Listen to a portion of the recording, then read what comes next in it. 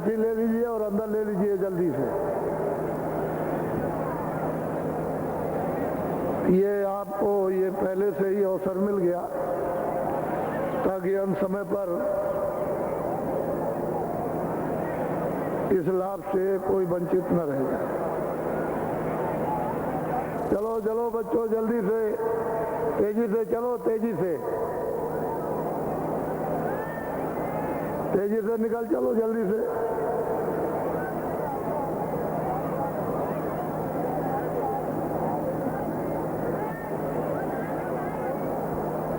मैं आपका सेवक, और सेवक वही होता है जैसे माँ बाप अपने बच्चे को देख रेख में रखते हैं और सेवा करते हैं। बच्चे को बेचारे को उसको क्या क्या,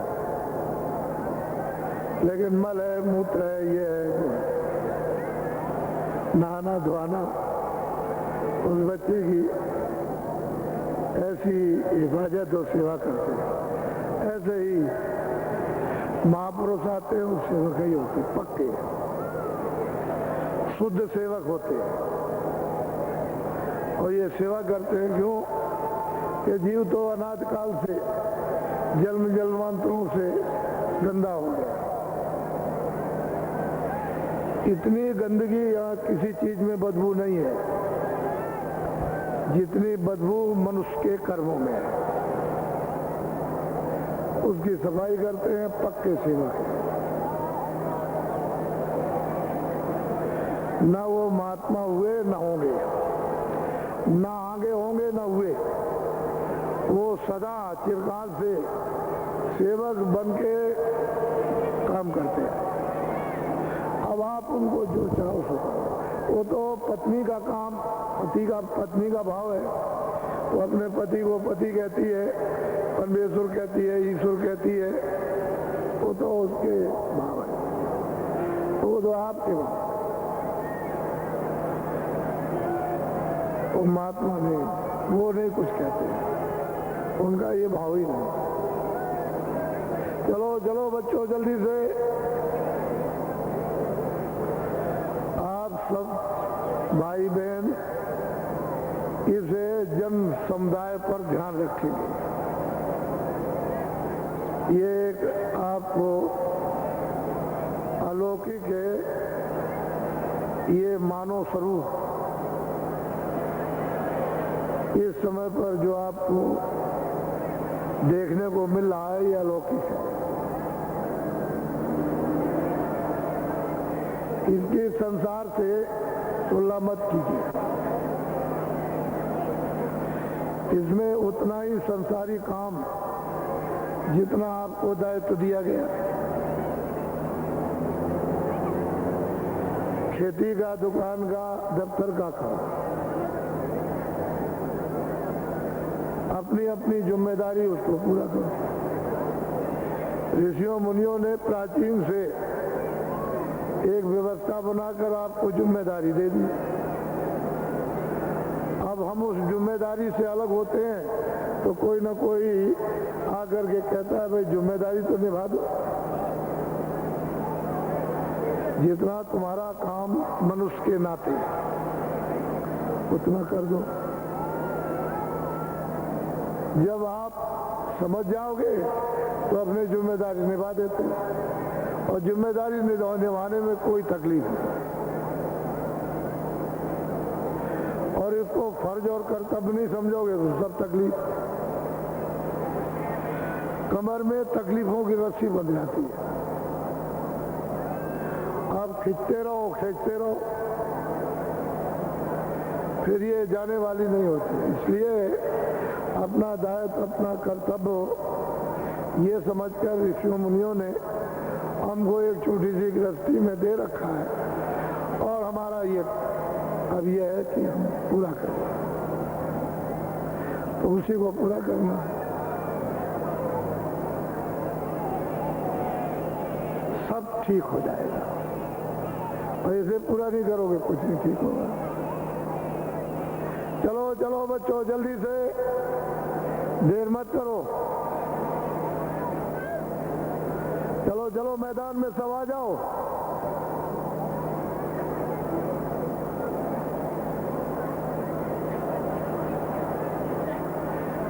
ये बड़े सौभाग्य हैं कि आपने ऐसे वक्त समय पर दूर दूर से चल करके इन्हें आदान प्रदान में दर्शन देना और दर्शन करना। ये तो होली का एक तरह का हृदय पकड़ त्योहार है। ये हृदय को छूता है। ये ऐसा आपने अभी निगोआ में देखा था कि शोभा यात्रा जो लखनऊ से चली तो पहले तो किसी को विश्वास नहीं था। पहले तो समझते थे कि बाबा जी ये ऐसे ही कहते होंगे। हमने कहा भाई देखो ऐसा है कि अपनी आंख से देख लेना और हम क्या कह सकते हैं। लेकिन ये मैं बताता हूं आपको कि 45 सालों में ऐसी शोभा यात्रा नहीं निकली। तो इसी को ध्यान में रखो। तो जब देख लोगे तो अपने आप आरसी कंगम क्या बात हो, तो शीशा ले लो, मुंह देखो, तो उसमें कोई इधर उधर की बात नहीं। तो वो सबको देखने को मिला और उसको देखने के लिए सब लोग गए, चाहे वो जान के गए हो, चाहे अनजान में गए हो, चाहे छुप के गए हो, चाहे बता के गए हो, पहुंचे सब। और विचारकों की जब चर्चा चलती है तो धीरे धीरे सारे देश में फैल जाती है। तो इसको ये दृश्य आदान प्रदान का तो बड़े स्तर तक विचार करना चाहिए। छोटा छोटे स्तर से जितना दायरा विचार कर ले, बड़ा बड़े से कर ले। लेकिन हम तो ये समझते हैं कि जब आजादी नहीं मिली थी देश में तब भी हमने देखा था, और जब से आजादी मिली जब से हम भी देख रहे हैं। हमको तो ये विश्वास दिलाया गया था कि हम इस भूमि को स्वर्ग बना देंगे। ये लोगों ने कहा था, ये चर्चा में है। वही प्रयास करना चाहिए कि स्वर्ग जैसा, तो स्वर्ग में कोई गोली थोड़ी चलती है कि वहां कत्ल होते हैं, कि छीन झपट होती है, कि मारपीट हो, कि गाली गलौज। स्वर्ग जैसा, स्वर्ग का ना भी सुख हो, लेकिन स्वर्ग के सुख की छाया तो हो। ये तो हम जानते हैं कि मिसाल है। स्वर्ग का सुख तो स्वर्ग ही का है और उसकी छाया छाया है। तो छाया भी अगर उसकी आ जाए तभी तो हम सब मंगल में आनंदित हो जाए, सर्व तरह से सर्व सुख हो। तो ये कहा गया था, तो वो तो उनकी सत्य है, वो तो झूठ सही है। जो कह के जाते हैं वो सत्य होता है। चलो चलो बच्चों, जल्दी से निकलो, थोड़ा समय रह गया।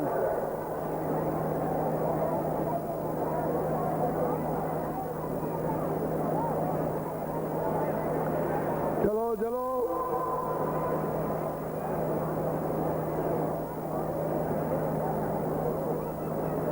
समय को हमेशा ध्यान रखो। शाम को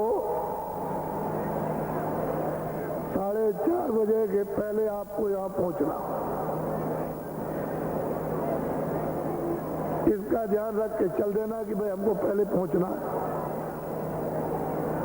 और शाम को सुबह 7:15 पर घंटी बजेगी, 8 बजे शुरू हो जाएगा। उस हिसाब से आप चल दीजिए, समय से पहुंच जाएंगे।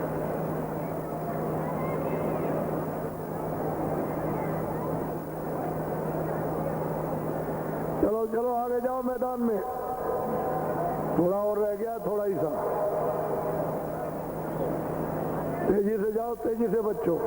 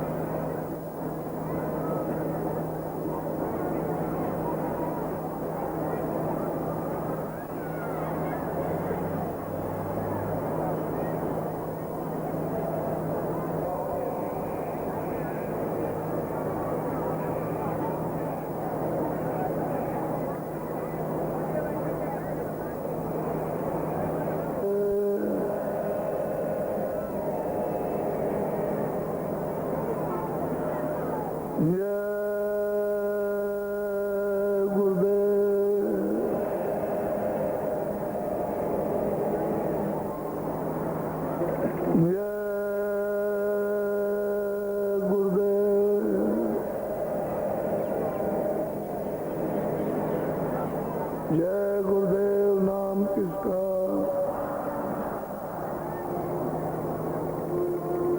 जय गुरुदेव नाम किसका।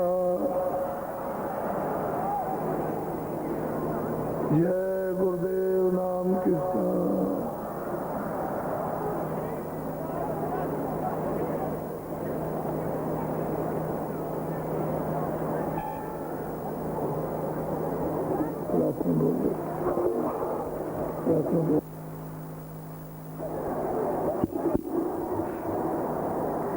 मान तू भजो गुरु का नाम, मान तू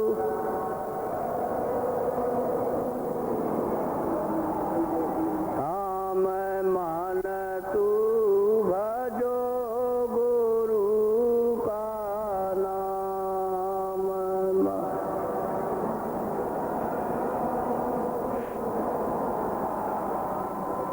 दया मेरे से नरतन पायो,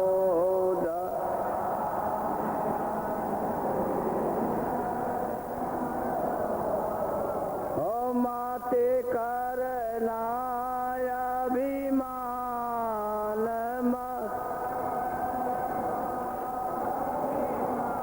हान मान तू भजो गुरु का नाम, मान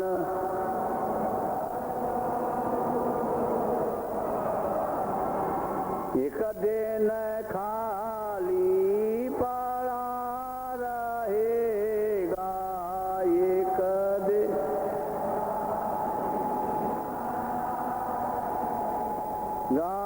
जाई बसे शमशान जा,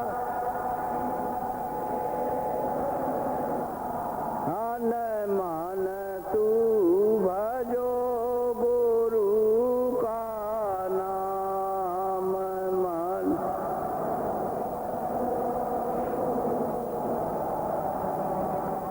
जो धन तुझको दिया गुरु ने, जो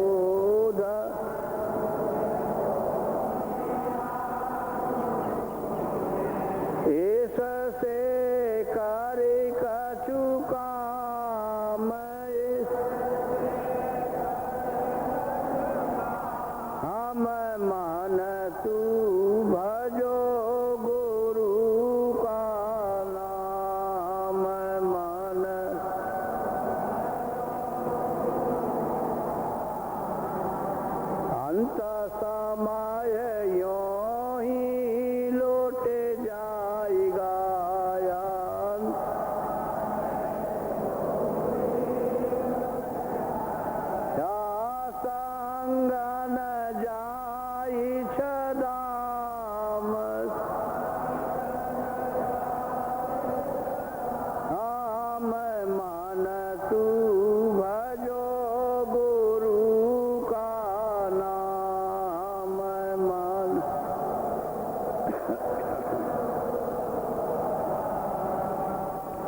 यह संसार रहने का सुपना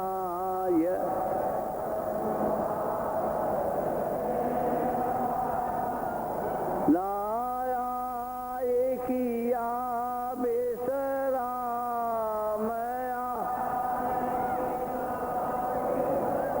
हम मान तू भजो गुरु का नाम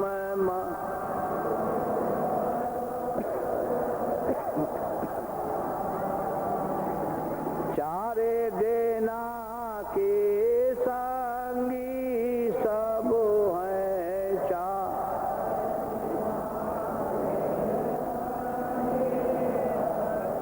है अंत नया कान तू भजो गुरु का नाम मन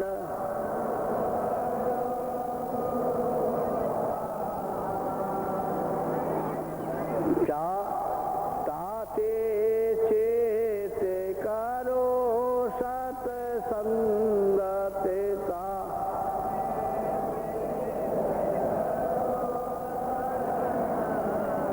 ते भजन करो आठो याम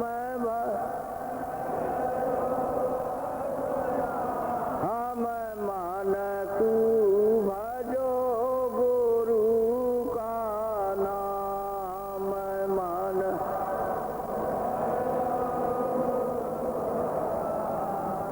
हम यही भजन तेरे संग चलेगा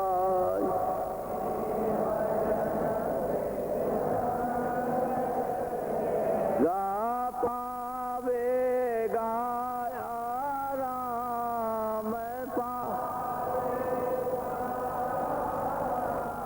हम मान तू भजो गुरु का नाम मान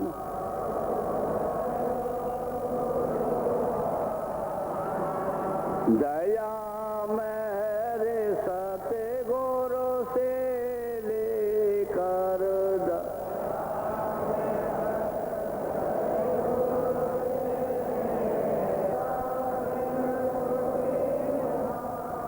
मैं मान तू भजो गुरु का नाम मान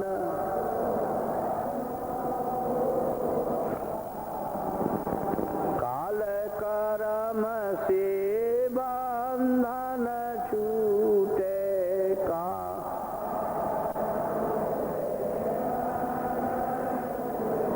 ते मिले पुरुष सते नाम में हम मान तू भजो गुरु का नाम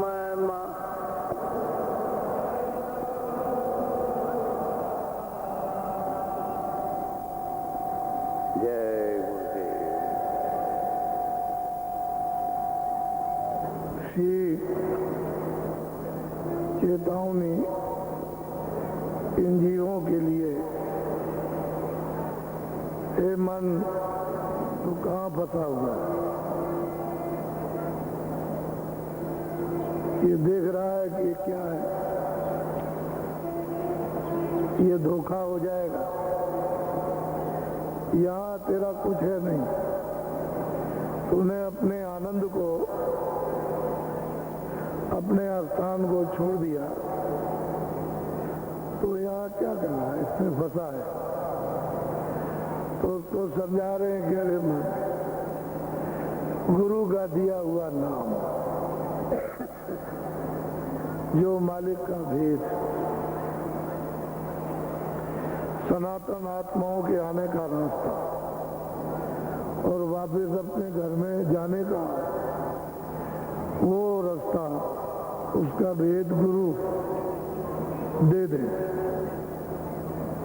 और बता दें कि सूरत इस तरह से ऊपर से उतर करके आई, शब्द के नाम के द्वारा, नाम के जरिए और दोनों आंखों के पीछे बैठ गई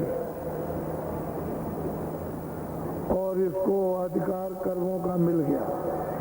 पाप उनका जो चाहो सो करो और अपने अपने किए हुए कर्म का भोग भोगो।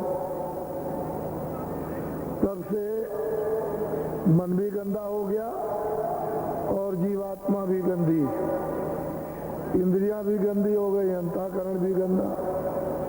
तो धीरे धीरे धीरे धीरे गंदगी जब ये जमा हो गई तो बीच में पर्दा पड़ गया और उस पर्दे से आधार नाम का शब्द का छूट गया, टूट गया, विक्षेप हो गया। अब ये अंधेरे में मन भी गिर गया, जीवात्मा भी, क्योंकि जीवात्मा भी जहाँ रहेगी वहां मन रहेगा। अब ये कर्मों का बोझा लादा अभी इसमें फंस गया।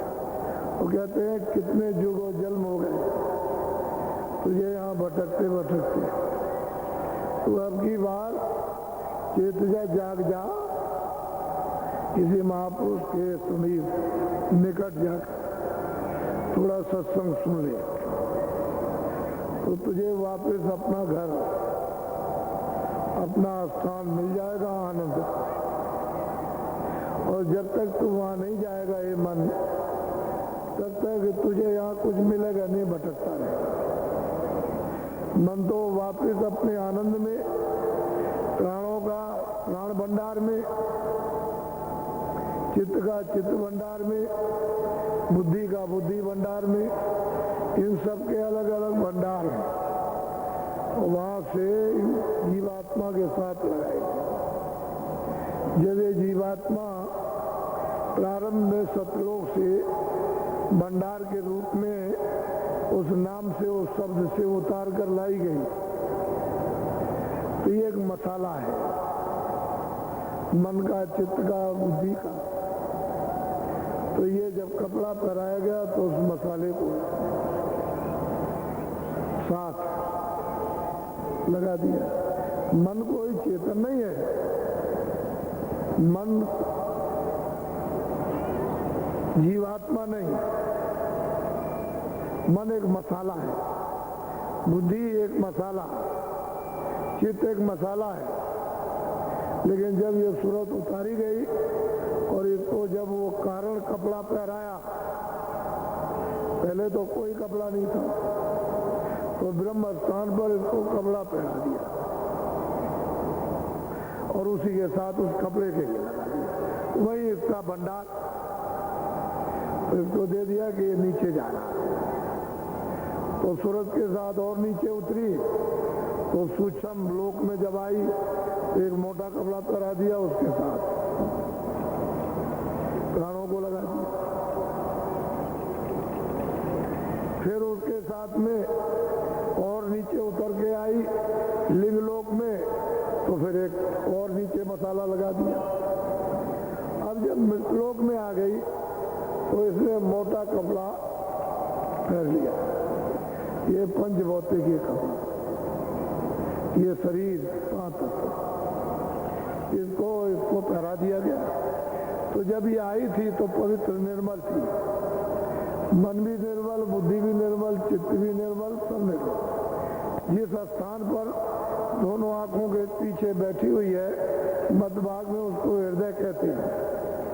सूरत का हृदय, जीवात्मा का हृदय नहीं, रूह का दिल, दोनों आंखों के मध्य भाग में तो निर्मल था, पवित्र था, पाक साफ था। तो जब उसको यहाँ बैठाया तो इसकी आंख खुली थी, कान खुले थे, ये सब ऊपर लिंग लोक को भी देखती थी, सूक्ष्म लोक को भी देखती थी और कारण लोक को भी देखती थी और परे भी चली जाती। तो मालिक ने ये कहा था कि तुम जाओ, हम तुमको बुला लेंगे, तुम चले जाओ। नीचे बहुत छुपी हुई एक गंदगी थी उसको मालिक को वहां से निकालना था। रचना तो यूं की गई कि उसको निकाल के नीचे पहुंचाना था। तो धीरे से उसने जब मंडल बनाए और बना के सब तैयार कर दिए, अनेकों आकाश, वहाँ की अनेकों जमीनें, अनेकों लोग तैयार कर दिए। तो यहाँ का भी आकाश, यहाँ की भी जमीन, ये भी तैयार। पहले किसी को नहीं भेजा था, सारा का सारा ये शब्दमय, ये सब रचना शब्द की थी, नाम की। उसी को आकाशवाणी कहते हैं, उसी को कलमा और आयतें और आसमानी हवाएं, ये सब पूरा उसी से ये सब एक दूसरे से खिंचा हुआ है। अगर कहीं वो बंद कर ले तो ये एक पलक मार दीजिए, कुछ नहीं दिखाई देगा। अब भी सारा खेल शब्द के ऊपर है। उसी जब मंडल बन गए तो सतपुरुष ने सतलोक से एक आवाज, जैसे बड़े सागर के रूप में होती है ऐसी, वहां से नीचे आवाज उतार दी। तो उतर के चली आई और आंखों के सामने आकर के टिकी हुई है। दूर नहीं है, सामने ही है।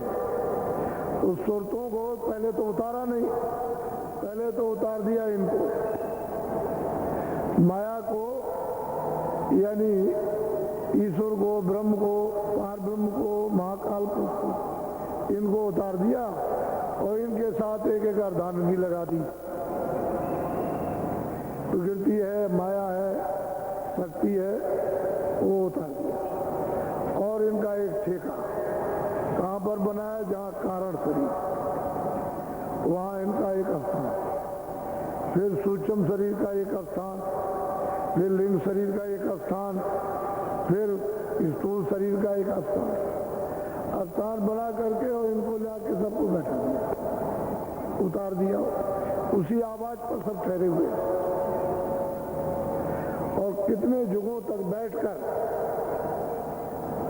ईश्वर ने, ब्रह्म ने, पार ब्रह्म ने, उसका सबने बैठ करके अखंड तपस्या की उस सतपुरुष। जब कितने युग बीत गए होंगे उसका वहां तो लेखा जोखा है, लेकिन यहाँ कोई लेखा जोखा नहीं। इतने युग बीत गए तपस्या करते, तो सतपुरुष प्रसन्न हो गए और प्रसन्न होकर के सुरतों का, जीवात्माओं का, रूहों का एक छोटा भंडार इनके हवाले कर दिया।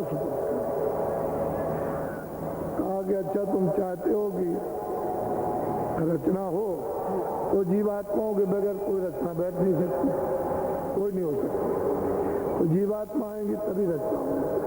जीवात्माएं उतारी गई, वो भी ऐसे उतर के नहीं आई थी, उनको भी बहुत युग बीते, बहुत समय बीत गया। धीरे धीरे धीरे धीरे धीरे धीरे नीचे उतार करके जब ब्रह्म स्थान पर जीवात्माओं का भंडार लाया गया तो वहां रुक गया बहुत समय तक, क्योंकि वो उस कपड़े को क्षणों में उतार दे, देर क्या लगती, उनमें तो इतनी ताकत है। तो धीरे धीरे धीरे धीरे रोके रहे और धीरे धीरे रोके रोकते रोकते रोकते जब वहां टिक गए, रह गए, बस गए, तब उन्होंने एक झिल्ली डाल दी बहुत बारीक। उसका वहां तो कोई पता लगता नहीं है, लेकिन उस पर उन्होंने एक झिल्ली डाल दी। शब्द स्पर्श रूप रस गंध, तो ये जीवात्माएं उस कारण में आ गई, क्योंकि पहले तो सब जीवात्माएं शब्द रूप थी। पहले तो ना उनको स्पर्श का बोध था, ना शब्द का बोध था, न सुगंधी का बोध था उनको। शब्द स्पर्श रूप रस, यानी न रूप का न रस का, वो तो स्वयं ही शब्द रूप थी। तो जब कपड़ा डाल दिया तब इनको ये बोध आया, शब्द स्पर्श रूप रस का। नीचे उतर आई, वहां टिकी रही, फिर भंडार नीचे उतार दिया। तो उन्होंने अलग अलग लोगों में तकसीम कर दिया। कितना भंडार, इतना इतना इतना इतना श्लोक में इतना, इतना। फिर वहां से सैदल कमल में जब ईश्वर के स्थान पर आई तो वहां रुकी नहीं। जब नीचे उतारा तो उन्होंने उससे मोटा एक उन्होंने पर्दा डाल दिया, वो 17 तत्वों, शब्द स्पर्श रूप रसगंध और मन बुद्धि चित्त और अहंकार। तो इनके अलग अलग भंडार हैं, मन का अलग भंडार, बुद्धि का अलग भंडार, चित्त का अलग भंडार और अहंकार का अलग भंडार। तो ये 9 तत्वों का ये कपड़ा ये सूक्ष्म पहरा दिया। फिर वहां बहुत मुद्दतों तक ये रही, वहां कोई तकलीफ तो है नहीं। ये जरूर है कि मालिक से अलग हो, ये बात तो है। फिर उन्होंने उससे भी मोटा कपड़ा डाल दिया लिंगलोक में, वो 17 तत्वों का 10 इंद्रियां, चतुसंताकरण, मन बुद्धि चित्त और रजोगुण तमोगुण सतोगुण, ये 17 तत्वों का एक कपड़ा लिंग जो स्वर्ग और वैकुंठ में, जिसको वैश्य कहते हैं, उसमें करा दिया। वो बहुत दिनों तक रुकी रही। उसके बाद फिर इन्होंने धीरे से, जब इन लोगों में टिकाव हो गया तो फिर धीरे से उन्होंने शब्द से उतार करके यहाँ मृतलोक में ले आए। तो निरंजन भगवान ने मसाला मिलाकर ये शरीर माँ के गर्भ में तैयार किया। उसने ये तैयार किया, जब फूल तैयार हो गया 5 महीने का, तो ऊपर से उतार दिया। वो शब्द ही लाएगा, वो सीधा ले आया और दोनों आंखों के मध्य भाग में उस तुरंत को, उस जीवात्मा को, उस रूह को बैठा दिया। अब गर्भ में ही उसकी आंख खुली थी, कान खुले, वहां उसी से वो सुनती थी और उसी से देखती थी गर्भ में। वो तो अलौकिक तरह तरह के मतलब वाणियां, तरह तरह की कीर्तन, तरह तरह की आवाजें वो सुनती थी और मतलब गरीबी में देखती थी। जब 9 महीने का बच्चा है तो सब योगी विज्ञानी सब, उसमें मतलब यह है कि किसी तरह का कोई आवरण, कोई पर्दा, यानी पाप का, पुण्य का, अच्छे बुरे का नहीं था। तो बस सब जोगी थे, सब विज्ञानी थे, तो उसमें कोई बंधन भी नहीं था। तो सीधी आवाज को पकड़ के चढ़ती चली गई, फौरन ऊपर से नीचे से ऊपर तक, ऊपर से नीचे तक क्षणों में, यानी ऐसे गई और ऐसे आ गई। इतनी भी देर उससे भी पहले आ गई। ये इनकी गति थी, जाती थी आती थी जाती थी। मालिक के दरबार में रोज हाजिरी थी और इनकी आयु लाख वर्ष इस शरीर में रहने कि तुम यहाँ रहो लाख वर्ष। तो ये बेचारी रहने लगी, अब आदेश हो गया। रहते रहते रहते जब समय पूरा हुआ तो फौरन इसी नाम को, शब्द को, आवाज को पकड़ के चल और वापस अपने घर में, जिस खजाने से, जिस सागर से भंडार के रूप में भेजा गया तो जिस जिसका समय उस फौरन वापस। तो निरंजन भगवान ने ही सोचा कि हमने तो इतने दिनों तक तपस्या की है, तो हमारा तो मेहनत बेकार हो जाएगी। तो उन्होंने अपने लोक की शक्तियों को भेज दिया, तुम जाओ नीचे, नीचे उतार दिया, उनको जल में दिलवा दिया और उनको आदेश दे दिया कि जाओ तपस्या करो। तो आदेश पा करके चले गए। तब तक तो 20,000 बरस तक तप किया। फिर उन्होंने सबने जब समाधि लगाई तो ब्रह्मा को समाधि में देववाणी हुई, जिसको ब्रह्मवाणी कहते हैं कि हम जो बोले तुम लिख दो। तो वो जो बोलते गए वो लिखते चले गए। यानी भोजपत्र मतलब छाल पर, कागज तो पहले था नहीं, जो जो बोलते गए वो लिखते गए। उन्होंने देखा नहीं है, ब्रह्मा ने, विष्णु ने या शिव ने ईश्वर को देखा नहीं, लेकिन जो वो बोलते गए वो लिखते गए। तो उन्होंने पूरा का पूरा विधान लिख दिया। उन्हीं को कहते हैं वेद, 4 वेद, 1 लाख श्लोक। जब विधान बन गया, अच्छे का बुरे का, पाप का पुण्य का, सत्य का असत्य का, लूले का लंगड़े का, अंधे का बहरे का, अमीर का गरीब का, राजा रैयत का, 4 खानों का, 84 लाख योनियों का, पूरा का पूरा जब स्वर्ग वैकुंठ सबका जब विधान बना दिया, तब उन्होंने आदेश दिया इनको कि सबको जगत में सुना दो। सुना तो संस्कृत बात होती, दूसरी कोई बात ही नहीं। और संस्कृत का वो उच्चारण था, आजकल तो उच्चारण है ही नहीं, लेकिन थोड़ा बहुत एक नाम मात्र, एक इशारा अंश रूप में केरल में चले जाइए तो ऐसा ही है, ऐसी बाणी थी।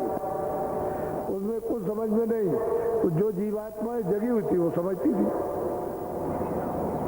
उन्होंने सब लिख दिया, तो उन्होंने उनको आदेश दिया कि सबको सुना दो कि विधान बन गया और सबको मृत्यु लोक में आजादी दी जाएगी, अधिकार। पाप का पुण्य का, अच्छे का बुरे का, न्याय का न्याय का, सत्य का, सब जो कुछ भी कर्म करोगे तो 80,000 तो कर्म कांड, 16,000 उपासना कांड और 4,000 ज्ञान कांड, 1 लाख श्लोक। तो जब सबको सुना दिया और तिथि और तारीख रख दी, इस तिथि तारीख के बाद कोई भी पुण्य करेगा, पाप करेगा, अच्छा करेगा, बुरा करेगा, सत्य बोलेगा, तो उसको अपने अपने कर्मों का फल भोगना होगा। बस यही से इन जीवों पर जंजीर पड़ेगी, इसके पहले कुछ नहीं, सब स्वतंत्र है,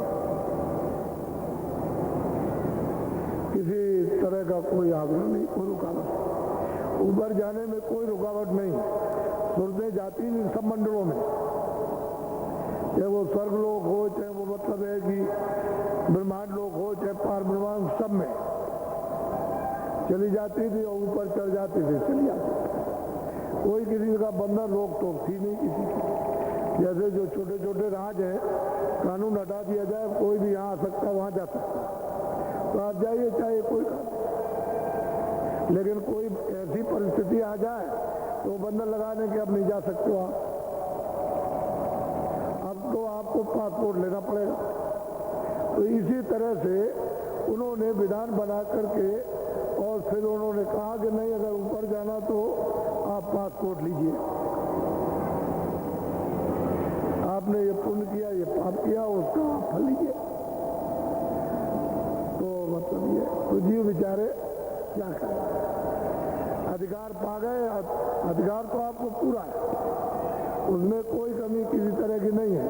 इतना अधिकार ब्रह्मा को नहीं, विष्णु को नहीं, शिव को नहीं, ईश्वर को नहीं, ब्रह्म को नहीं, पार ब्रह्म को नहीं, जितना मृत्यु लोक में मनुष्य को, मनुष्य आत्मा को अधिकार, इंसानी यानी रूह को जितना हक है, उतना ईश्वर को भी नहीं।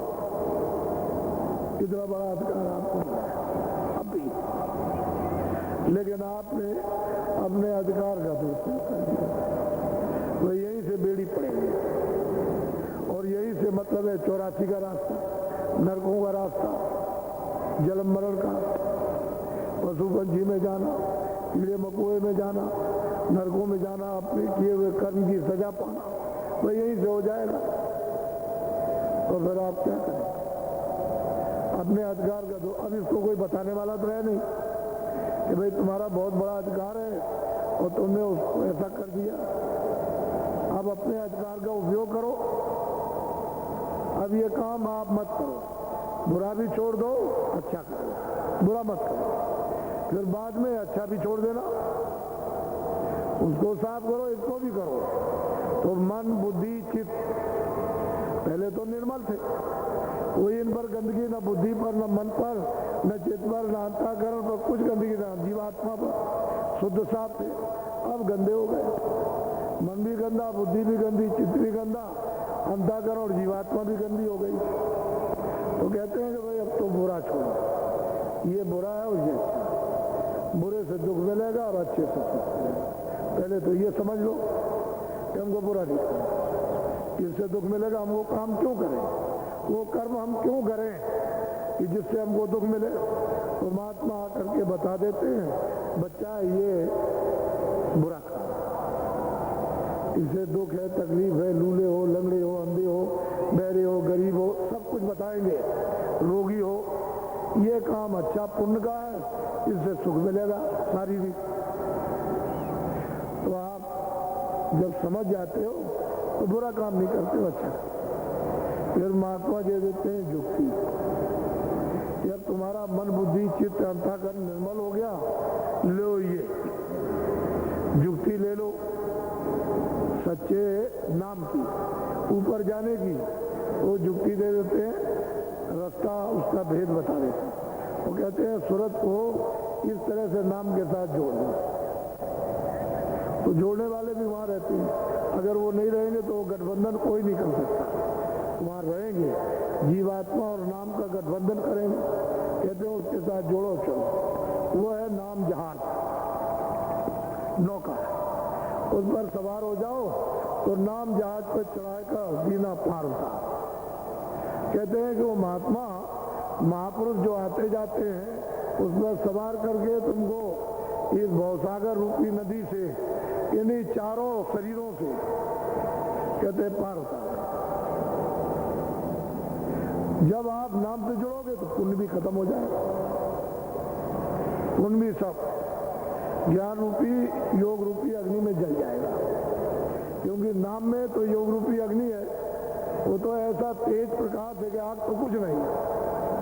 ये प्रचंड भट्टियां आप बना दीजिए, कुछ नहीं। एक चिंगारी भी पड़ जाए तो बस। कहते हैं कि जो कुछ भी जल मात्रों में आपने पुण्य जमा किया वो भी बस। और पाप की तो बात ही अलग है। तो पुण्य भी गया और पाप भी गया। तो जीवात्मा सोने की बेड़ी और लोहे की बेड़ी से छुटकारा पाएगी। और जब तक ये पाप पुण्य भस्म नहीं होते तब तक जीवात्मा की रिहाई नहीं होगी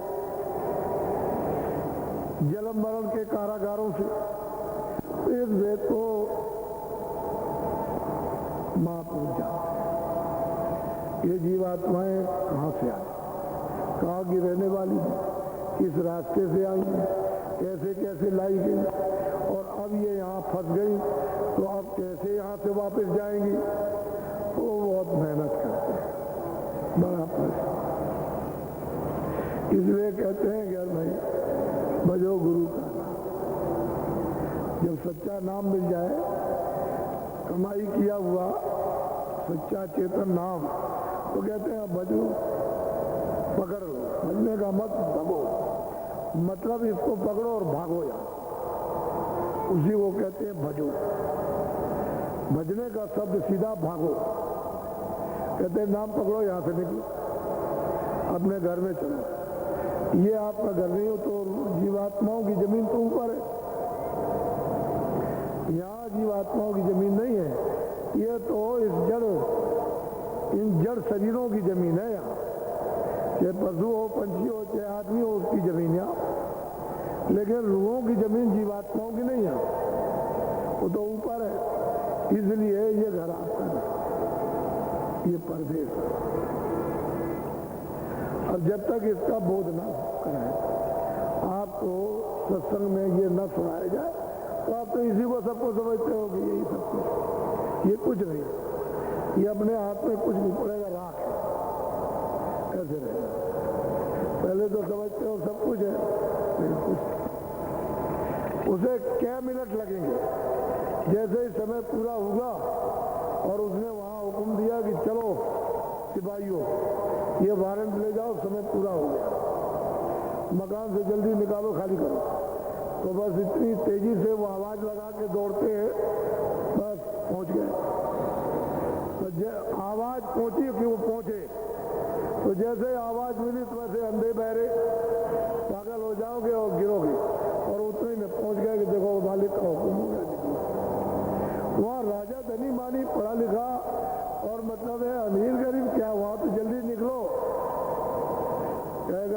पहचान, सुनना, बोलना, समझना सब रखवा लिया क्षणों में, देर भी नहीं लगी। क्या रखो, सब यहाँ छोड़ दो और बस मारा जोर से एक धक्का, बस शरीर से निकाल बाहर कर दिया। ये सब आपका ये पड़ा। हम भी तो किराए के मकान में, हम कौन सा इसके मकान का पट्टा लिखा के आए, थोड़े दिन के लिए मिला। तो अपना काम कर लो, चतुर बनो, होशियार बुद्धिमान, कि अपना काम कर लो, अपना हो जाए तो किसी और का कर देना। तो हम भी तो किराए के मकान में हैं, तो हम आपको कैसे कह देंगे कि आप यहीं अपने मकान में हो? अरे पराए मकान में, परदेश में, वो जब समझेगा तभी निकाल देगा। तो उसने अपने देश का एक कानून बना रखा है कि इतने दिन मेरे मकान में रहो और अपना काम कर लो, मैं तुमको इसलिए मकान देता हूँ अनमोल, इसमें तुम बैठ के अपना काम करो, शुद्ध मेरा मकान मुझे दे दो। तो आप लोग उसके दिए हुए मकान को जब शुद्ध पाते हो, निर्मल, तो गंदा क्यों करते हो? शुद्ध रखो और जीवात्मा को जगा लो, घर में पहुंचा दो और कह दो ये लीजिए, मैंने बड़ी मेहरबानी दया हुई है कि आपके दिए हुए मकान से मैंने अपना काम कर लिया, अब आप ले लीजिए, मैं आपका बड़ा एहसान मानता हूं। तो तुम होशियार, चतुर, बुद्धिमान हो, तुमने मनुष्य शरीर से अपना काम किया और कुछ नहीं है, लगे पड़े हुए संसार में, तो किस बात के बुद्धिमान? यहाँ तो कुछ है नहीं, राजा का भी कुछ नहीं, अमीर का भी कुछ नहीं, गरीब का भी कुछ। अरे भाई, जब मौत होती है, जब शरीर से निकाले जाते हैं, तो पीड़ा तो सबको एक होती है। जलमत मरण दूसरे दुख कोई, जलने की मरने की पीड़ा तो सबके लिए बराबर, राजा रैयत कोई हो, असहनीय पीड़ा, वो तो एक घाट, दो घाट। जब शरीर से जीवात्मा को जीते जी निकाल दो तो जीवन मुक्त हो गए, फिर मरना जलना क्या, तो जीवन मुक्त हो गए। जब चाहो शरीर छोड़ दो, जब चाहो आ जाओ। ऐसे ही शरीर सूरज छोड़ देती है जीते जी, जैसे मौत के वक्त अलग कर दी जाती है। ऐसे ही साधना में, भजन करने में, नाम पकड़ने में जब ऊपर चढ़ती है तो खुले हुए मैदान, खुली हुई रचना, ये कुछ नहीं, इतनी बड़ी रचना है। तो इससे तो कितने करोड़ों हिस्सा ज्यादा इस सारे संसार से तो स्वर्ग ही बड़ा है, और उससे भी करोड़ों हिस्सा ज्यादा बड़ा व्यक्ति है। तो ऊपर के लोग तो बहुत बड़े बड़े हैं, तो ये तो कुछ नहीं, और इसमें आप होते हैं। तो इतना गरूर, गुमान और घमंड कि आप उसी में चकनाचूर हो, क्या करोगे?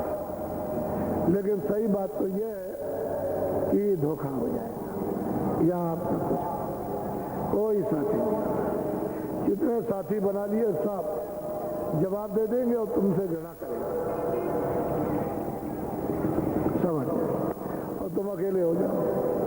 इसलिए साथियों से चतुरता के साथ में अपना काम करना, कि झगड़ा झंझट भी ना हो, रास्ते में कोई लड़ाई वड़ाई भी ना हो, घर गृहस्थी में, यात्रा में, तो प्रेम से मेल मिलाप पे रहो और धीरे से भजन कर लो और निकल चलो। इस कली के ग्राम को, काया को छोड़ दो, ये आपकी नहीं है, ये पराई है। ये उसने धरोहर दी है थोड़े ही लघु समय के लिए, और अभी वो गायब किए देते हैं, और आप ये बात नहीं। तो मैं अभी आपको दो शब्द सुना दूं, फिर मैं अभी नामदान देता हूँ। बोलो तो। जमपुर जाई बहुत पछतावे, वहाँ पे उनकी कौन। अब ये बताओ कि तुम्हारे इन कर्मों से तुम ले जाओगे, वो पकड़ ले जाएंगे फरिश्ते, वो जमदूत तो वहां जमपुरी में डाल देंगे। इतने बड़े बड़े खंबे हैं, जैसे मध्य प्रदेश, उत्तर प्रदेश, हरियाणा, महाराष्ट्र, गुजरात, इतने तो वहां बड़े बड़े एक एक खंभे हैं, आग से जल ऐसे तब रहे कि यहाँ पे ऐसे बत्तियां भी नहीं और दूर से दिखाई देते, यदि लाखों योजन दूर से दिखाई देते हैं जल रहे।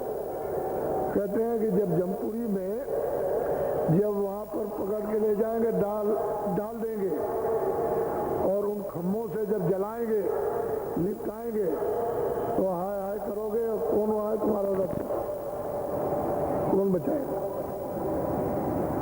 और फिर एक दिन 2 दिन हो, करोड़ों वर्षों एक रफ्तार, लाखों मीलों तक जीवों की आवाज चिंगार।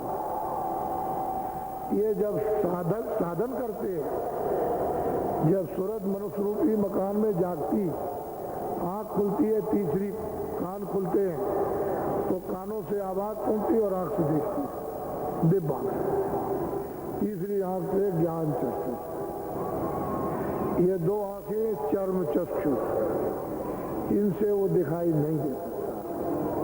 न कानों से वो आवाज शरीर के कानों से सुनाई नहीं देगी, तो जीवात्मा में दिव्य कान है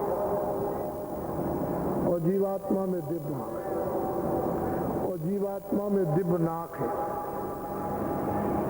जब वो उधर मैदान में खड़ी होती है, प्रकाश मैदान में, वो सब दिखाई देता है। इन जीवों को महापुरुष समझाते हैं, तुम गलती कर रहे हो, चले जाओ, फिर लौट के नहीं आओगे। ये अवसर, और वहां से अगर लौट के कभी आए भी करोड़ों वर्षों के बाद, तो फिर 4 खानों में 84 लक्ष्योनी में डालेगा, क्योंकि वो कर्म आपका अलग है।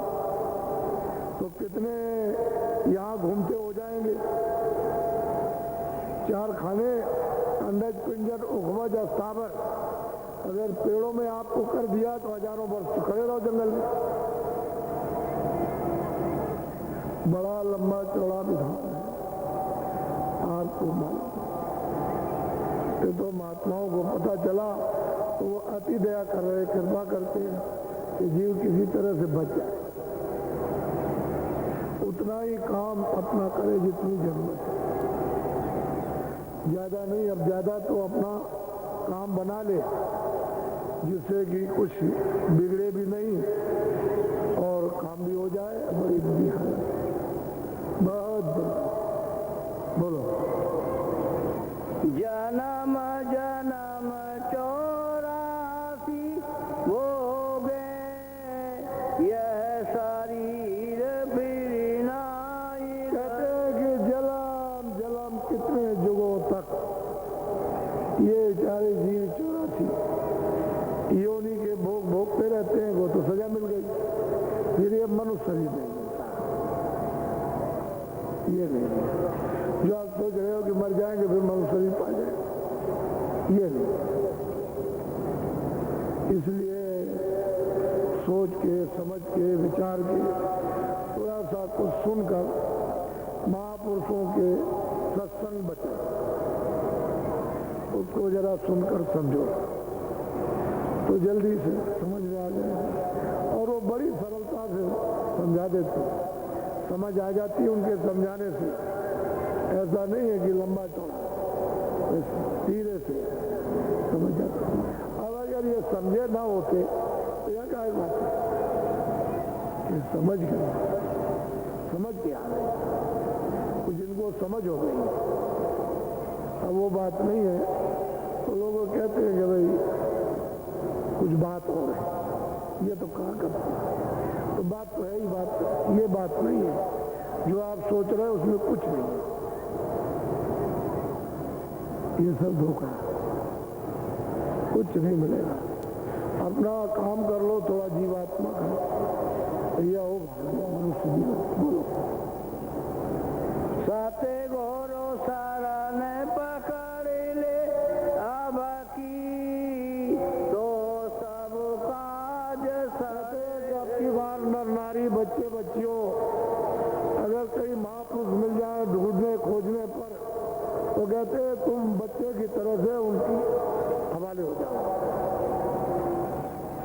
कि जैसे बच्चे माँ बाप के हवाले रहते हैं, फिर वो देखभाल करते रहते हैं, पाल पोस करके बड़ा कर देते हैं। कहते हैं ऐसे ही तुम महापुरुषों के हवाले हो, तो तुमको बच्चे की तरह से यानी सुना समझा कर और पूरा मतलब ये जगा लिया। बोलो। कारे सत्संग कान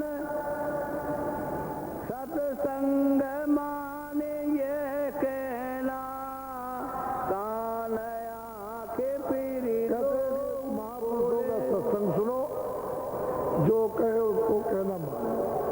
तो वो ये तो नहीं कहते हैं कि आप सब छोड़ दो, तुम करोड़ रखो, अरब खरब रखो, लेकिन ये समझो ये मिट्टी है, इससे काम भी लो, कपड़ा है, खाना है, अच्छा से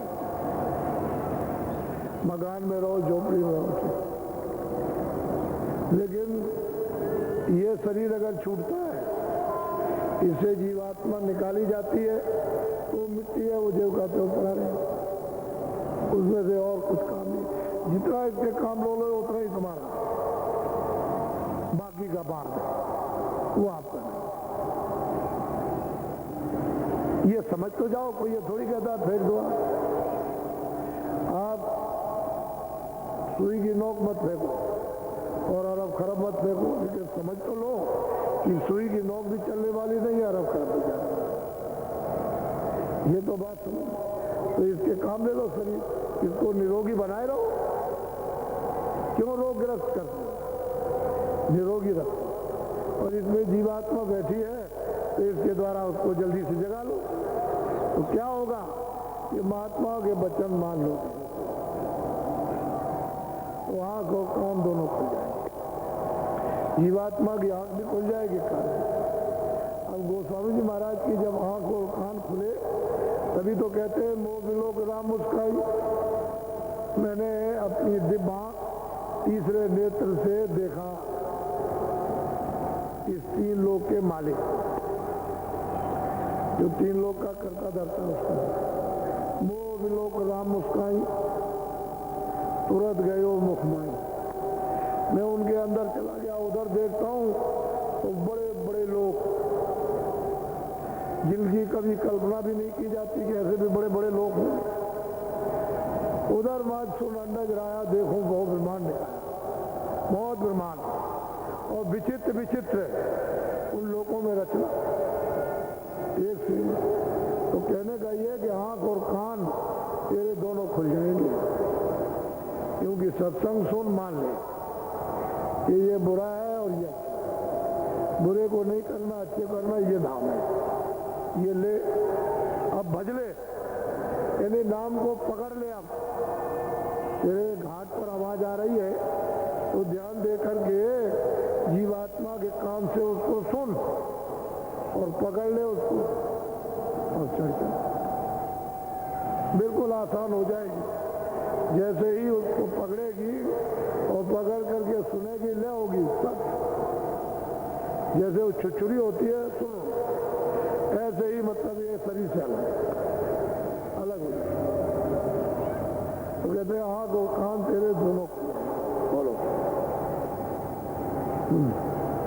देखे घट में ज्योति उजाला, सोने गगन में। अब जब आंख और कान खुलेगी तो ये स्वर्ग वैकुंठ सामने ही सीधा। कहते हैं देखेगी ज्योत उजाला। निरंजन भगवान की सहजल कमल में जो ज्योत जल रही है, उसका वो उजाला देखेगी। अपने घाट पर जाकर, किसकी कृपा से? महापुरुषों की दया। बगैर उनकी दया के कुछ नहीं। देखे घट में ज्योत, सुने गगन में अजब धुने, तरह तरह की बाणियां, देवबाणी ब्रह्मबाणी, तरह तरह के अद्भुत बाजे। ऐसे और बाजे भी नहीं, ऐसे कहते हैं इसी मनुष्य रूपी इस मंदिर में अब भी सुनते हैं लोग।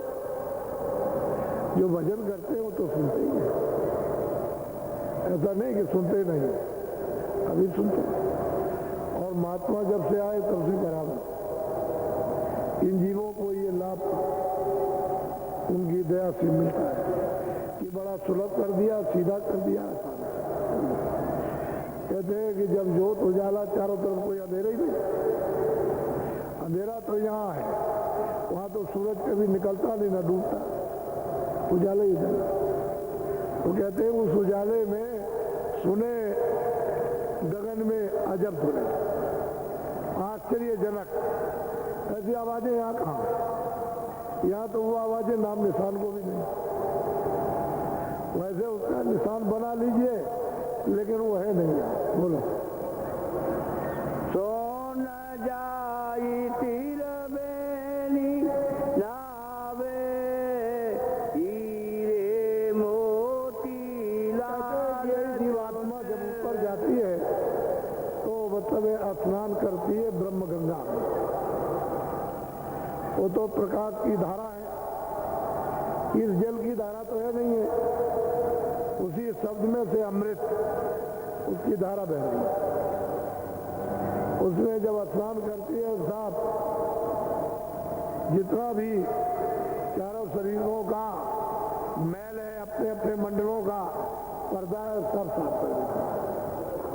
न कारण रह गया, न सूक्ष्म रह गया, न लिंग रह गया, न स्थूल, सब पर्दा साफ।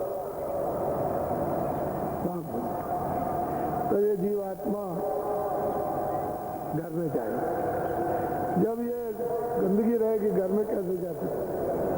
वो तो अथाह सागर देश है, अपार है देश के, बेशुमार, उसको कुछ नहीं कह सकते हो, उसकी पैमाइश समाइश ऐसा इन जीवों का देश है। लेकिन इसी मनुष्य शरीर से रास्ता जाता है और जीते जी इसी कलयुग में बहुत महापुरुष आए और बहुत जीवों ने प्राप्त किया। बोलो। महासोन में सुरति चढ़ावे तब सते गुरु तेरे संग न चले। मंडलों में तो सही बात तो ये कि वो संत सदगुरु जो उधर से आते हैं वो सब मंडलों में आपको मिलेंगे, यहाँ भी मिलेंगे, उधर नहीं मिलेंगे तो आप जा नहीं सकते। सारा काम तो उधर ही करना, इधर तो अंधकार में हो, यहाँ से जगह जुगू करके निकालेंगे, लेकिन उधर कैसे जाओगे? उधर जाने नहीं देते, बड़े बड़े बंदिश लगा रखे। तो वहाँ कोई डंडेबाजी थोड़ी होती है कि वहाँ डंडेबाजी, वहाँ तो आवाज है, ऐसी आवाज लगेगी बस दम निकल जाएगा। वहाँ तो हर तरह का खेल तमाशा, लुभाने का, सुंदर सुंदर दृश्य, तो वह उसी में फंस जाओगे। तो जब तक वो सद्गुरु न मिले वहाँ तब तक उधर नहीं ले जाएगा कोई। तो रास्ता तो उनका देखा हुआ है,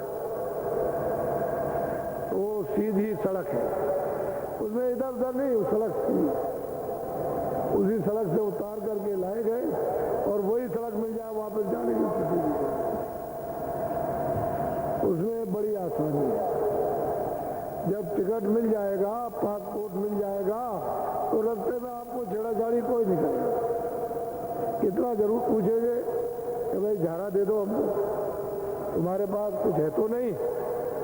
अपने अपने लोक में झाड़ा लेते हैं, जब पिंड के नाके पे जाओगे सब झाड़ा देना कि पाप और पुण्य क्या है तुम्हारे पास। वो फिर लिंग लोक से जाओगे तो वहां देख लेंगे कितने पुण्य तुम्हारे जमा है, तो सब जगह झाड़ा ले लेंगे। जब कुछ नहीं निकलेगा तो कहेंगे जाओ, तो कोई नहीं रोकेगा। लेकिन महात्मा अहमियत जो महिमा है वो तो महापुरुष और आप लोग जानते हैं। बोलो। बामर गुफा की बंसी बाजी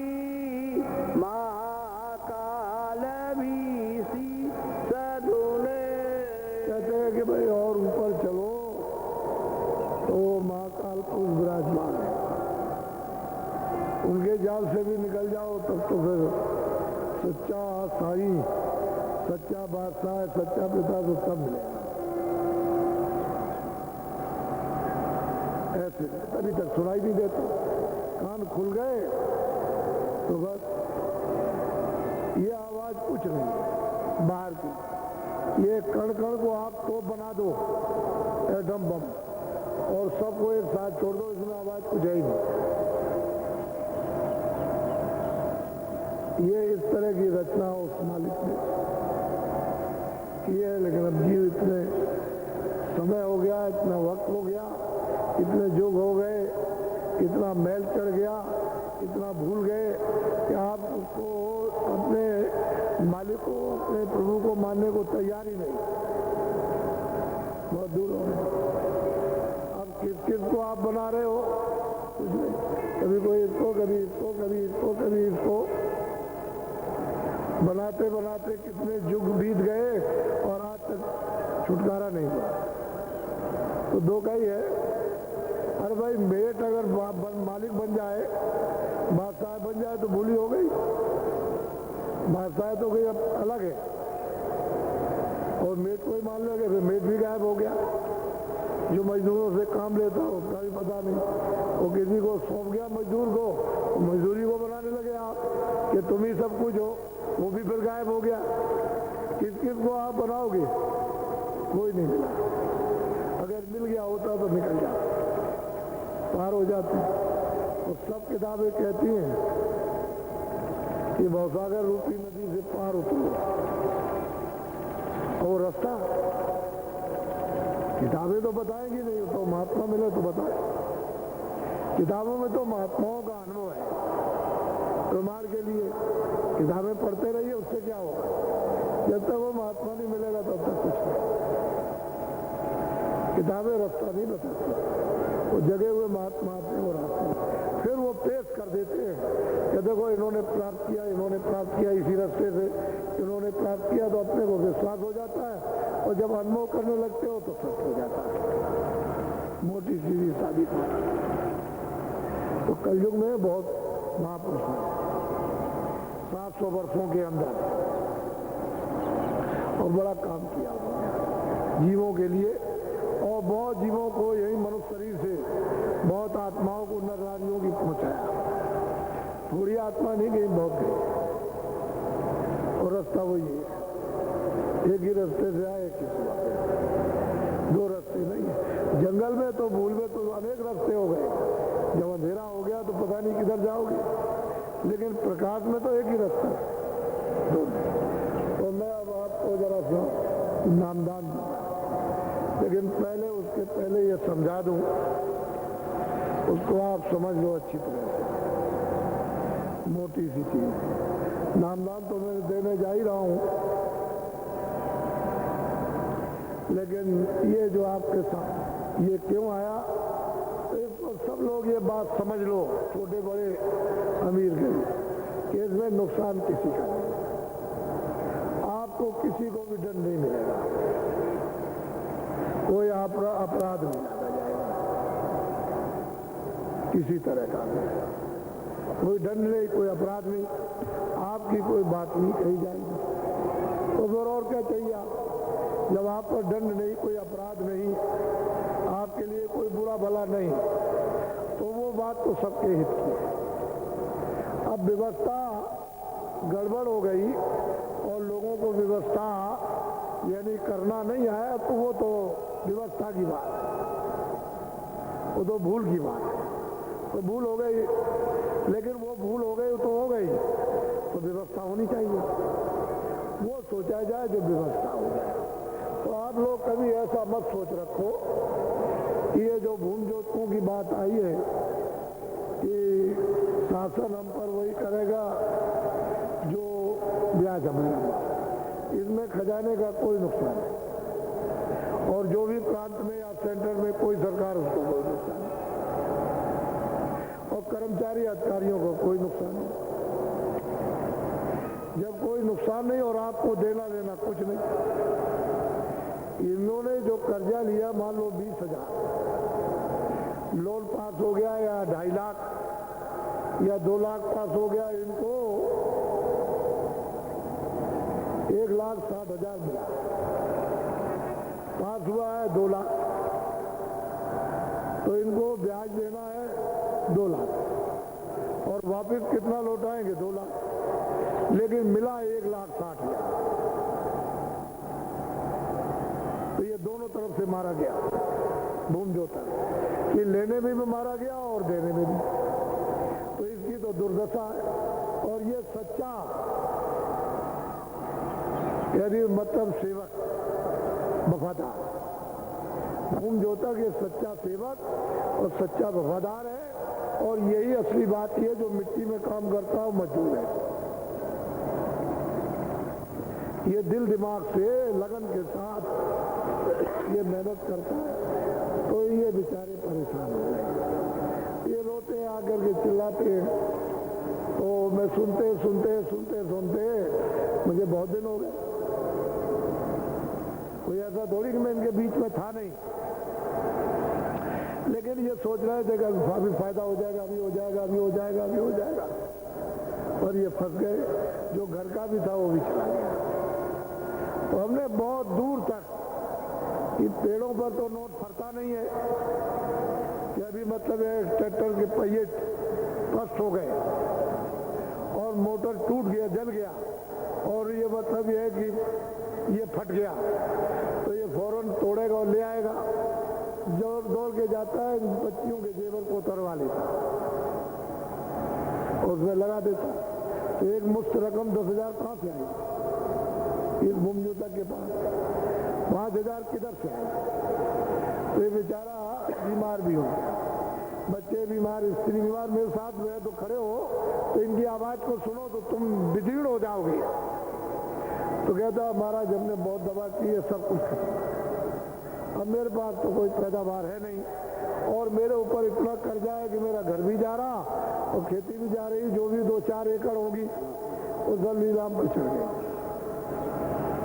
और आपने जब कर्जा दिया है तो व्यवस्था की बात है कि उसके सब कागज पत्र जो कुछ भी है उसके खेती संबंधी वो सब ले लिए, और जितना भी दिया है उसको कर्जा वो तो दे दिया, लेकिन जब तक वो कर्जा चुकाता नहीं तब तक वो जमीन बेच नहीं सकता। तो भूम जोतक जो वास्तव में जो मजदूर है उसका स्वामित्व तो खत्म हो गया, उसका अधिकार तो खत्म हो गया। कौन कहता है उसके पास अधिकार है? जब तक वो कर्जा नहीं दे देगा मैं ब्याज के, तब तक वो जमीन नहीं बेच सकता। तो स्वामित्व तो खत्म हो गया, उसको क्या अधिकार रह गया? क्योंकि जमीन तो सब उसकी जमीन तो सब आपने कागज पत्तर रख लिए और लिखा पढ़ी आपने कर ली। अब वो रो रहा है तो उसकी कोई सुनवाई नहीं करता, ये रोता है। तो हम किसी को दोष नहीं देते, ना हम किसी के बारे में कहते, और ये बात हम बता देते हैं कि कोई आपको अपराध नहीं और कोई सजा नहीं। हम तो सिर्फ ये चाहते हैं कि तुम दिल्ली वाले हो, लखनऊ वाले हो, राजस्थान के हो, बम्बई के हो, या आप गुजरात के हो, या आप मतलब ये है कि बंगाल के से मतलब नहीं, कोई भी हो, इनका ब्याज माफ। जितना इन्होंने लिया है उसका आप कर्ज ले लीजिए, एक एक पैसा गिन के ले लीजिए, हम दिलवा देंगे इनसे। वो खजाने का नुकसान जरा भी नहीं होगा। लेकिन ये बेचारे अगर 20,000 लिया है तो 15,000 इनको मिला और ये दे चुके हैं 30,000, तो अभी 30,000 इन पर और बाकी, ये तो नहीं दे सकते। ये नहीं, एक भी आदमी हिंदुस्तान में आप लोग खड़ा कर दीजिए कि जितना लोन पास हुआ उसको पूरा मिला, अगर कोई भी आदमी कह दे एक भी, तो मैं आपकी बात मान सकता हूं। मैंने बड़ा अध्ययन किया, एक भी आदमी नहीं कहने वाला कि मुझको पूरा मिल गया। वो यही कहेगा मुझको 15 मिला, 14 मिला, और मतलब ये, और लिखा पढ़ी पूरी, ब्याज पूरा पूरे तो, और कर्जा पूरा देना। लेकिन उस गरीब को बेचारे को जो भूम जोतक वफादार देश का, उसको तो मतलब काम कुछ नहीं, कोई नुकसान नहीं होगा, न सेठ साहूकार नुकसान, न कर्मचारी अधिकारी का, न किसी और का नुकसान, किसी का, न मुसलमान का, न किसी हिंदू का, न ब्राह्मण का, न क्षत्रिय का, किसी का कोई नुकसान नहीं। सबको इससे लाभ होगा, फायदा होगा। मैं किसी की कोई सुनना चाहता, मैं कोई बुराई आपकी नहीं सुनना। मैं तो ये देखना चाहता हूं तुम अच्छे कितने हो गए। तो व्यवस्था है खराब, व्यवस्था आपको करना नहीं आया, इसलिए वो व्यवस्था ही अस्त व्यस्त हो गई। तो जब जगह ही अस्त व्यस्त हो गई तो क्या करेंगे आप?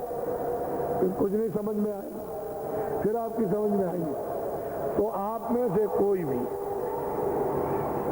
जो कोई हो, मुल्ला हो जाए, पंडित हो जाए, कोई क्षत्रिय हो जाए, कोई ब्राह्मण हो जाए, कोई ईसाई हो जाए, कोई ये हो जाए, कोई निकल जाओ, आप कर दीजिए, इनका ब्याज माफ कर दीजिए, आप ही मंत्री रहो, आप ही रहिए, क्योंकि आपने बहुत अच्छा काम किया था। आपको ये तो सबसे बड़ा समुदाय है वफादारों का, भूम जोतक, ये सबसे बड़ा समुदाय, और आपने इस पर जो उपकार किया, आप ही रही है, वो तो 100 बार हाथ जोड़ेगा, आपको फूलों की तरह से हाथ पर रखेगा। तो अभी तो आपको मौका, फिर ये मत कहना कि बाबा जी ने ये क्यों नहीं कहा, आप कर दीजिए, मैं आपका जस करा दूं। मुझे तो मतलब से मतलब है, और जो भी करे उसका जस हो जाए, उसका नाम हो जाए, उसकी कीर्ति हो जाए। और इसमें कुछ नहीं रखा,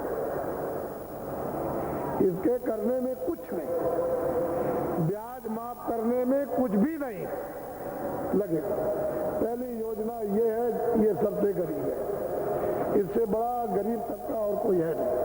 तो आप लोग अभी समझ लो, आप फिर पीछे मत कहना आप कि भाई बाबा जी मतलब ये है कि पहले कह देते तो हम तो आपसे हाथ जोड़ते, हम तो कुछ कहते नहीं, और हम ना आपकी बुराई करते हैं, ना इनकी बुराई करते हैं, नहीं।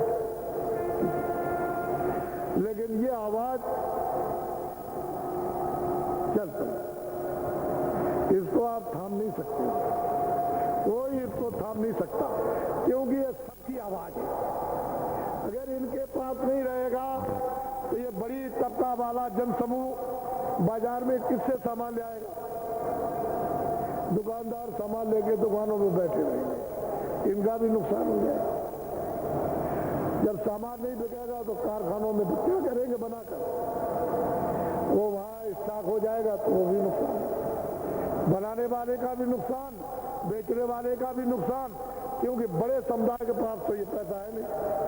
हम बहुत दूर तक अध्ययन करते हैं और बहुत पीछे, इसके बाद कुछ रहेगा तो इसके बाद कुछ बचते नहीं बेचारे के पास, क्या करेंगे? यही तो सामान, लोहा ये खरीदेगा, ये खरीदेगा, ये खरीद, समुदाय कपड़े ये खरीदेगा, दवा ये खरीदेगा, ये खरीदेगा, सब ये खरीदता है। ये सबसे बड़ा 100 में से 80% तो ये समुदाय। तो आपने इस पर कभी ध्यान दिया तो इसकी मदद करो आप लोग, और सद्भावना से मदद करो। कोई आंदोलन नहीं, हड़ताल नहीं, कोई तोड़फोड़ नहीं, कोई घराव नहीं, कोई धरना नहीं, कर्मचारी अधिकारी की कोई व्यवस्था में बाधा नहीं डाला। अरे भाई वो काम करो, सबके मान सम्मान का, सबका मान सम्मान आदर सत्कार। तो मैंने तो एक छोटी सी बात है, शासन हम पर वही करेगा, मोटी बात, इसकी माला आपको अभी कहा गया, अभी थोड़ी ही इसकी बना लीजिए, एक माला ले लीजिए, और सुबह शाम शासन हम पर वही करेगा, शासन हम पर वही करेगा जो ब्याज हमारा माफ करेगा। एक माला तो ये सिद्ध होगा, जब तक आप इसको सिद्ध नहीं करोगे काम नहीं होगा। मैं पहले से कह देता हूं, फिर पीछे से मत कहिएगा, उसको समझ लीजिए आप। दूसरा शब्द उसको आप नोट कर लीजिए आप, कि वोट हमारा उसी पर पड़ेगा जो ब्याज हमारा माफ करेगा, वोट हमारा उसी पर पड़ेगा। मोटी, अब आप जब ये भंडारा हो जाए, कोई दीवार न छूटे कि वोट हमारा उसी पर पड़ेगा जो हमारा ब्याज माफ करेगा। इतना शब्द छोटा सा सब दीवारों पर लिख दीजिए आप, और स्त्रियां इसको ले ले माला को। वोट हमारा उसी पर पड़ेगा जो ब्याज हमारा माफ करेगा। वोट हमारा उसी पर पड़ेगा जो ब्याज हमारा माफ करेगा। आपको कुछ नहीं करना, ये माला सिद्ध कर लो, और काम आपका न हो जाए तब हमसे कहो। आपको तो अपना ब्याज माफ कराना है। पहली योजना देश में इन भूमि जो गरीब मजदूरों की ये होगी कि जितना भी इन पर खेती संबंधी ट्रैक्टर से लेकर नीचे तक ब्याज लगा हुआ वो सब का सब इनका माफ हो जाएगा। दूसरा कुछ नहीं, आप कर दीजिए, हमको तो बहुत अच्छी बात। हम तो कल ही से आपके गुणगान गाएंगे, आप कर दीजिए। लेकिन बात आप समझ लीजिए, इनका कार्यक्रम तो 2-3 को है भूमि जोतपुर। आपको प्रस्ताव आपको मालूम हो जाएगा, वो तो कोई बात नहीं है। लेकिन मैंने एक शब्द आपको स्त्रियों के लिए बता दिया, एक माला तुम्हारी ये और दूसरी माला देवी की, 2 मालाएं। अब तुम तय कर लेना कि भाई हम सुबह हम फेरेंगे, शाम को तुम फेरना है, या शाम को तुम फेरो, सुबह हम वो, और 1-1 महीने में बदल जाएगी वो। फिर उसको दे दो और उसकी माला तुम ले लो, और उससे कहो कि मतलब ये जपो और इसको हम जपेंगे, तो दोनों काम उलट फेर के पूरे कर लो। उसमें इधर उधर मत रखो, सीधी सादी बात मैं समझा दूंगा, घबराइए नहीं। इसमें चीज़ की बुराई नहीं, कोई आलोचना नहीं किसी मनुष्य की, किसी इंसान की, किसी आदमी की, किसी मुसलमान की, किसी मस्जिद की, किसी मंदिर की, किसी गंगा की, किसी जमुना की, किसी मजहब के उन किताबों की या धर्म ग्रंथों की, किसी देवता की नहीं। ये तो ये अलौकिक शब्द है, इसमें किसी को कुछ नहीं। मोटी 2 चीजें हैं, साधन हम पर वही करेगा और वोट हमारा उस पर पड़ेगा, बस ये 2 शब्द है। बस ये है 2.5 अक्षर, जो पढ़े तो पंडित हो। अब आप अपना काम कर लीजिए, बस कुछ नहीं है। मतलब ये तो है शारीरिक, इसके भले के लिए, इसकी सुविधा और आराम के लिए। और अभी आपको देने जा रहा हूं सेव आत्मा, उससे जीवात्मा का कल्याण होगा। ये क्यों जाप कराया जा रहा कि आपने गुनाह किया है, गलती की, तो अब कुछ जाप करा करके गलती माफ करवा दी जाए। छोटा मोटा अपराध नहीं किया, भारी से भारी आपने उसे प्रलोभन में, उसे मतलब ये लोभ में भारी से भारी अपराध किया है, तो थोड़ा सा जाप करा करके और उससे छुड़ा दिया जाए। वो तो महात्माओं को उसका तरीका मालूम है, कैसे छूटेगा अपराध, कैसे माफ हो जाएगा। छोटे मोटे अपराध नहीं किए, भारी से भारी। और वो बयान नहीं करना चाहता हूं, उसको बयान करूंगा तो इशारे में। अब मैं आपको नामदान देता हूं, आप लोग शाकाहारी हो जाओ। सब्जी, सूखे गीले फल, मोटे महीन अनाज, दूध घी 100 बार खाओ। ये बार हजम कर दो तो 1000 बार खाओ। और बीड़ी तंबाकू का पियो, लेकिन कोई ऐसा नशा मत करना जिससे बुद्धि पागल हो जाए। बस 2 चीजों का ध्यान रखो, तो इससे क्या होगा? शुद्ध बुद्धि, निर्मल बुद्धि, पवित्र बुद्धि। शुद्ध आहार से शुद्ध बुद्धि, अशुद्ध आहार से अशुद्ध बुद्धि। ये 2 चीजों का ध्यान रखो, और तो कुछ नहीं। और तो घर गृहस्थी में रहना, कोई आपको जंगल तो जाना नहीं है कि घर बार छोड़ के जंगल, किसी को नहीं जाना। अपने घर में रहो, 23 घंटे घर के काम और 1 घंटा बचा के रखो जिसमें सच्चा भजन, जीवात्मा को पार उतारने का सच्चा भजन और उसका रास्ता और उसकी जुक्ति मैं अभी देता हूं आपको। मोटी सी बात, इन 2 चीजों का ध्यान रखना हाथ से कि शाकाहारी रहना, अच्छा से अच्छा कपड़ा, अच्छा से अच्छा खाना, सबको सेवन करो आप जितना हजम कर सकते हो, और अच्छे मकान में अच्छी झोपड़ी बना के रहो। देखो सबकी सब चीजें वापस आ जाएंगी जब वो शुद्ध बुद्धि होगी, पवित्र बुद्धि होगी, तो सब चीजें लौट आएंगी और हम आपको दिखा देंगे कि देखिए लौट आएगी नहीं सब चीजें, सबकी यथाउचित सब चीजें, सब गुण, सब व्यवहार, सब क्रियाकलाप, बोलचाल, देख, आदर सत्कार, मान सम्मान सब वापस आ जाएगा। एक ही के करने से वापस आ जाए तो ये आपके लिए विशेष दया मालिक। अब आप नामदान ले लीजिए। इसको कहते हैं जीवात्माओं के धन का दान। उसको नामदान सोना चांदी हीरे जवाहरात नहीं, जीवात्माओं के धन का दान, उसको कहते हैं नामदान। नामदान का नाम ही धन है। तो मैं वो आपको अभी दिए देता हूँ।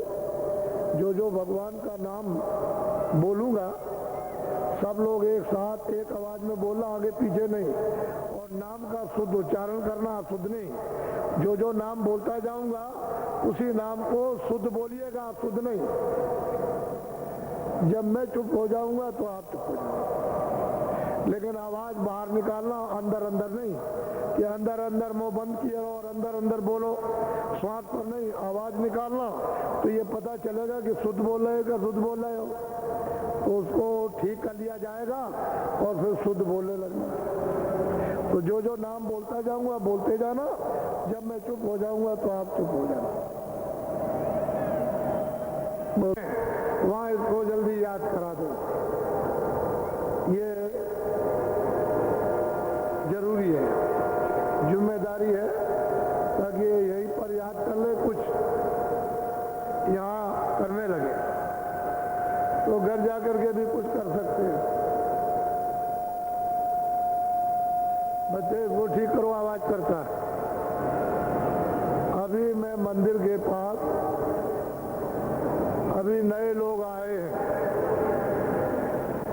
तो वो इच्छा करते हैं मैं बाबा जी से मिलूं। आपको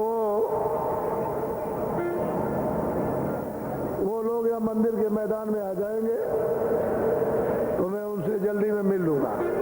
कोई कुछ कहना हो, तकलीफ हो, कुछ हो कि मैं बाबा जी मिले नहीं, तो तसल्ली हो जाएगी उनको, ये मुझसे मिलिए, उनका दिल भर जाएगा। बोलो जय गुरुदेव, जय गुरुदेव। अच्छा खड़े हो जाओ, बच्चे बच्चियों खड़े हो जाओ, जरा पीछे घूम जाओ।